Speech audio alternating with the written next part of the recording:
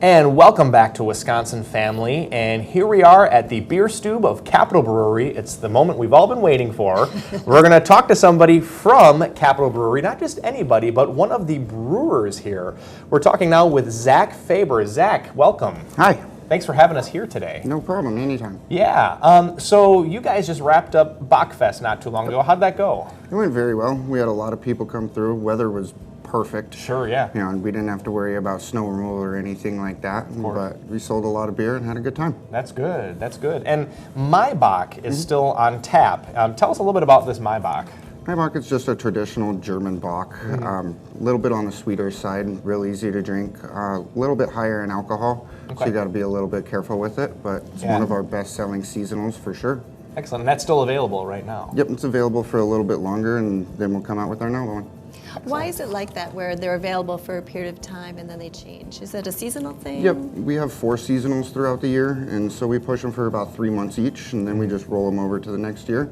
It's a little bit more exclusive. The public seems to like it a little bit better, and come out with just a little bit more beer every year. Might be nice for you. It gives you a little bit of a change up, and it gives people something to look forward to as well. Absolutely. Yeah. So speaking of some of them, can we talk about this one, the Ghost Ship? There's been a lot of buzz about this IPA. Can you tell me why, and how is it different from the others? It's a little bit different just because we put so much citrus in there. There's grapefruit and coriander and orange lemon.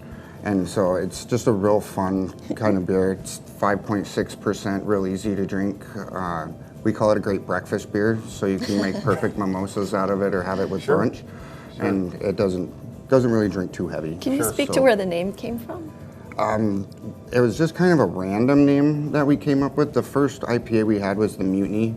And so we kind of went with the nautical theme for a while, and then we got away from it with the Grateful Red that just came out. But after a mutiny happens, it becomes a ghost ship. Right? Exactly. That's probably what happened. So, okay, that's cool. I thought when you said it was going to be a great breakfast beer that you could pour it on your cereal or eat it with cornflakes or something like that. But anyway, I'll take mimosas. Mimosas work for me too. And I always like, believe it or not, I actually like the more fruity type of beers too. I think that's got. I always look forward to when they come out. So it's a real fun one to make when we blend up all the spices in the back. It smells like Fruit Loops. That's awesome. That is the breakfast beer then. There you go. We're getting all the behind the scenes stuff here. Yeah. So Lake House is coming out pretty soon. Can you talk to us a little bit about that? Yeah, that's my favorite summer seasonal. It's just a real easy drinking Helles style lager. It's got a lot of flavor profile to it. Really goes well with anything. You know, barbecue, you can have it with dinner, anything like that all day long. So. All day long. And it's a lager, you said? Yes. Okay, excellent. Is it your favorite to drink or your favorite to brew? My favorite to drink. Oh, okay. So. I was going to ask you that, so you just anticipated what I was thinking. Yep. Brewing, it's real easy. It's just a standard lager. You just got to have it on point as you go down the line. But it's a great tasting beer for sure.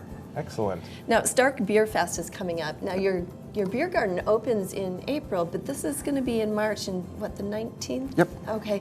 Tell us about that event. It's modeled after Stark Beer Fest in Germany. They hold one every year, and so we decided to bring a little bit more flavor from Germany into our brewery. We do make traditional German lagers for the most part, and so it's just another festival that we can have right before we open to get some buzz that the garden's going to open here in a couple weeks. And a lot of good breweries bring out a really, really great selection of beers. And you limit the number of people that can buy tickets for this event, right? Yeah, almost all of our events we limit the amount of tickets for. Okay. Where can people get tickets, Zach? Go ahead and check online. They should have a list of where you can get them. So. Excellent. And you have live music and food and... We'll have live music, food, and I think 16 different breweries. Wow. So. That's great. That's great. And hopefully some great weather. Yeah. It should be real nice. Hard to believe that in just a couple of weeks the beer garden will be open again. But you guys use the beer garden for Bachfest. Yeah.